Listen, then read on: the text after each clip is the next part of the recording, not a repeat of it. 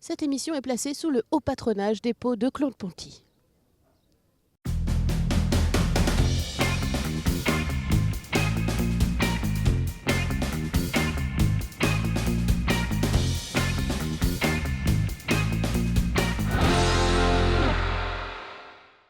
Bonjour à tous, soyez les bienvenus dans Sur Place, l'émission qui se déplace au gré de l'actualité. Aujourd'hui, comme vous le voyez, nous sommes au Parc des Expos de la Beaujoire qui accueille le Salon du Végétal. C'est le dernier jour, il y a tout un tas de stands et on va plus particulièrement vous montrer les nouveautés, les tendances en matière de jardin. C'est facile à jardiner, facile à chanter, on commence en musique justement.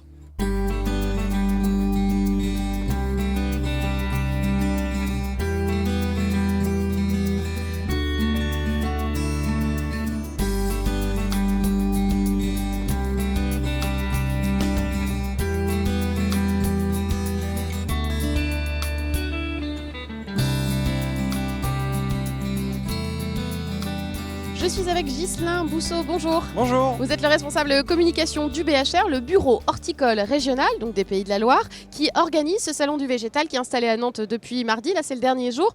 C'est un salon qui est exclusivement professionnel. Qu'est-ce qu'on y trouve dans ce salon ? On y trouve plein de choses. En fait, c'est le salon du végétal, mais on pourrait dire le salon du végétal, du jardin et de tout ce qui concerne la nature en ville. En gros, il y a beaucoup de plantes à peu près. On a à peu près la moitié des exposants ce sont des producteurs qui viennent de France et d'une quinzaine de pays en Europe. Oui, on est sur un salon international. Oui, complètement, professionnel, international. Et puis après, on a des fournisseurs mais dans les domaines de la production, donc par exemple l'équipement de machines pour les producteurs, mais surtout de la distribution aussi, le monde du jardin, donc des outils, des choses comme ça pour les jardineries. Les grandes surfaces, les magasins, et on a toute une partie aussi espace vert.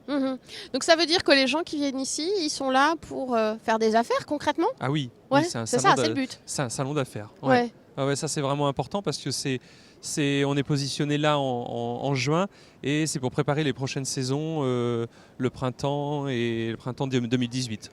Et c'est un salon qui n'intéresserait pas le grand public ? Si. Si, en fait. Si. Forcément, on nous le demande, mais c'est très difficile. C'est très, très difficile parce que les exposants, ils sont quand même là pour faire des affaires. Ouais.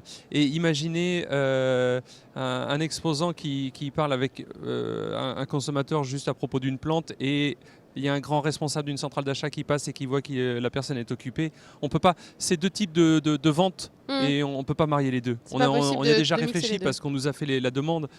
Parce qu'il y a de jolies choses à voir, des jolies tendances et tout ça, même pour le grand public, ça devrait les intéresser. Bon, mais c'est pas ça. En tout cas, c'est un salon professionnel qui a déjà beaucoup d'ancienneté puisque c'est la 32e édition, mais c'est la première fois qu'il est à Nantes. Auparavant, son lieu d'ancrage historique, c'était Angers. Qu'est-ce qui vous a poussé à venir nous voir, à part que c'est une ville formidable, Nantes, ça on le sait, mais pourquoi vous êtes là ? C'est le centre des expositions qui nous a convaincus. On a été séduits par lui. En fait, on avait une problématique, c'est qu'on avait quand même une baisse d'exposants, de visitorat, et on s'est réinterrogé pour reformater un petit peu le salon et essayer de proposer une autre offre. Et le but, c'était de développer l'offre du salon en termes pour la distribution, pour le jardin, pour la production et aussi pour les espaces verts. Donc on avait besoin d'espace, c'est tout. Donc le besoin d'espace sur le centre des expos d'Angers, c'était un peu plus compliqué. On ne pouvait pas faire ce qu'on voulait. Et là, on a une possibilité à Nantes avec ce parc des expos qui est vraiment magnifique, avec un hall XXL qui est tout nouveau, de faire des expositions aussi en extérieur. Voilà. Donc il y a plusieurs choses qui nous ont dit. Le matériel, on ne faisait pas de matériel par exemple pour les espaces verts. Là, le cadre ici prête vraiment bien.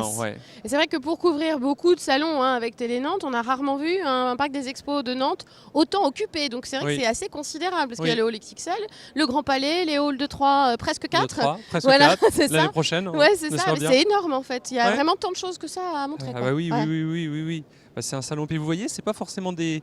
à la fois, il y a des grands stands, mais ce n'est pas des grands stands comme on pourrait voir à un mondial de l'auto ou ce genre de choses. Parce que là, on est quand même sur des végétaux. On a des petits stands et des grands stands aussi. Mais on est quand même à 600 exposants et marques qui sont présents sur le salon. Merci beaucoup, Ghislain Bousseau, pour cette présentation. On va continuer, nous, à se balader entre les stands à la découverte des plantes. Et on va essayer que Jean-Michel ne tombe pas dans les fleurs aussi. Merci. Merci.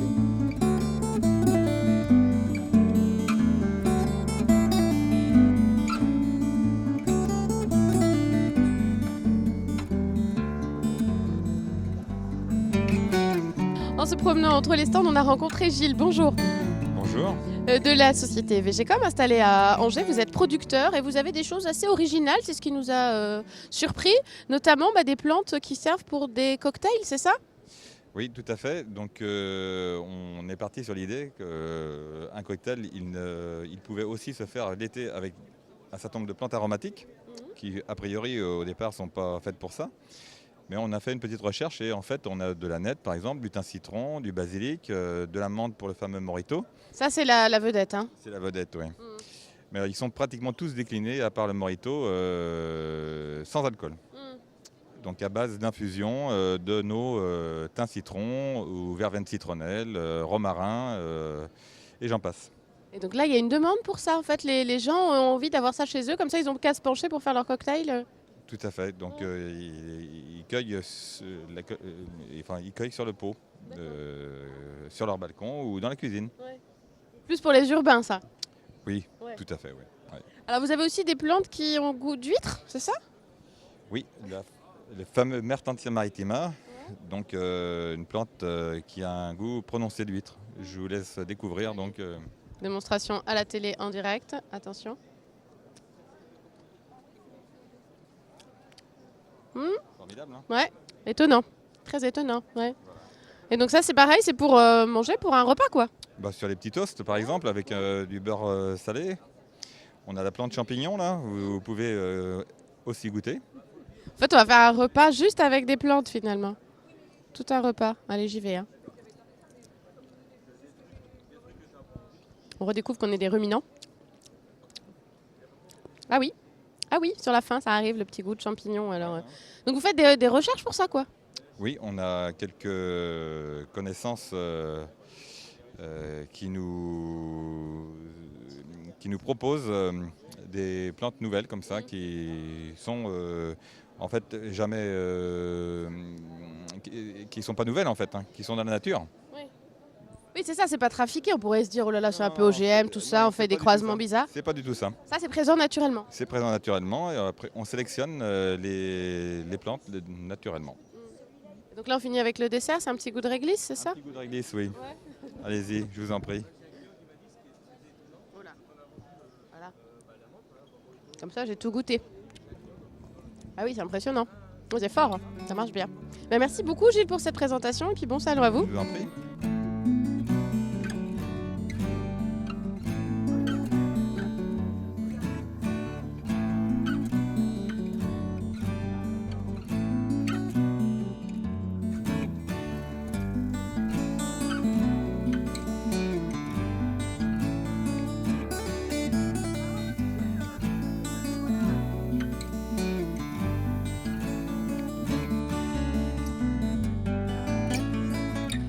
À présent avec Paul Moreau. Bonjour. Bonjour. Merci de nous accueillir sur votre jardin pédagogique. Vous faites partie du collectif Vent d'Ouest. Alors, au civil, la semaine, vous êtes membre d'une agence de paysage et d'urbanisme à Angers. Exactement. Et le week-end, vous faites partie de ce collectif pour défendre aussi le métier et le transmettre aux futures générations, aux futurs jardiniers, futurs ingénieurs. Alors, c'est le cas ici, puisque ce jardin il a été fait avec les apprentis d'Auteuil, de Bougnay notamment. Et donc, c'est un jardin pédagogique que vous avez souhaité pour illustrer le thème aussi de ce salon de cette année qui s'appelle Facile à jardiner, c'est ça ? Exactement. En fait, chaque année, le salon prend un thème différent. Cette année, il a choisi Facila. Alors Facila, c'est toujours facile quand on connaît. Quand on ne connaît pas, c'est beaucoup plus compliqué. Un cuistot sait très bien faire de la recette de cuisine. Nous, quand on essaye de la recopier, on n'y arrive pas. Et pourtant, il nous dit que c'est facile. Mais on a un peu la même problématique avec le monde du paysage ou de l'horticulture. On nous dit, mais si, c'est facile, tu achètes une plante, tu l'arroses de temps en temps, tu vois bien quand ça flétrit, etc. Mais quand on ne connaît pas, ça devient compliqué. Et on voulait apporter cette connaissance de façon plus ludique et pas simplement scientifique ou universitaire. Donc, on s'est dit... comme tout enfant, on apprend mieux quand c'est du jeu, plutôt que quand on lit les cahiers de vacances l'été ou quand on récite les tables de multiplication le soir. Voilà. Donc on a choisi le jeu en fait pour essayer d'apporter de la connaissance, très simple. Et pour que ça soit encore plus facile, on s'est dit, nous, hommes, enfin tout simple animal, on peut le comparer peut-être au monde végétal. Et comme on se connaît à peu près, les gens nous disent, moi ma plante elle a fané, pourtant je l'arrose. Oui, mais vous mangez aussi. Ouais. Ah oui, c'est vrai, vous mettez jamais d'engrais? Bah non. Ouais. En fait, est-ce qu'on pourrait comparer le végétal à ce mimétisme humain? Donc on a fait 6 pôles dans cet espace de jardin pédagogique. Qui illustrent nos besoins aussi primaires et qui sont aussi les besoins de la plante. Exactement. Vous Ouais. buvez, Ouais, c'est vrai, on mange. ça m'arrive. On essaye de se reposer parce qu'autrement le lendemain c'est compliqué. Ouais. Bon, des fois on va à la manucure parce que c'est un bon moment. On a besoin de lumière, on est toujours en meilleure forme l'été que l'hiver, on est un peu plus dépressif. Voilà, et puis on a besoin de s'aimer, de rencontrer et puis de laisser peut-être une descendance derrière nous. Et donc ces 6 pôles-là, on les a voulu dans le jardin pédagogique et de l'aborder de façon ludique. Alors sur des supports scientifiques qui sont juste sortis cette année ou l'année dernière via des chercheurs, via des enseignants, via des gens qui ont écrit des ouvrages. Je peux citer par exemple Pascal Prieur, qui est un grand ponte du monde de la taille pour nous, qu'on a été sollicité en disant est-ce que tu peux pas nous vulgariser les dernières recherches dans le cadre de la taille qui sont tes recherches actuellement, que nous on vulgariserait, qu'on mettrait même en mise en place de jeux et qu'on proposerait justement aux gestionnaires d'espaces verts, au grand public. Oui, c'est ça, parce qu'il y a ce lieu, la physique où on se trouve, il y a le petit livret qu'on a dans les mains où tout est expliqué et c'est à vocation, à destination à la fois du grand public et aussi des professionnels. Exactement. En fait, il y a 3 cibles. Le grand public qui pourra repartir avec ça puis lire ça tranquillement le soir. Et se lancer dans le jardin. Exactement. Enfin. Et trouver ça facile. Voilà. Et puis les gestionnaires d'espaces verts qui ont parfois malheureusement trop la tête dans le guidon, qui courent derrière l'herbe en ce moment avec la problématique du zéro phyto et donc qui des fois passent trop de temps à l'arrosage ou trop de temps à la nourriture. Donc on essaye de leur impliquer par justement ces supports ludiques en disant un bon choix végétal qui demande moins d'eau ou moins de nourriture, ça nous permet de gagner du temps sur d'autres structures. Et puis la 3e cible, ce sont les professionnels de production, les horticulteurs, les pépiniéristes, qui ont besoin des fois aussi des retours aux fondamentaux. Exactement. Mission accomplie. Merci beaucoup. Merci, Paul j'espère. Moreau. Merci. Restez avec nous dans quelques instants. On continue la visite du salon du végétal. Ça se passe juste après la pause.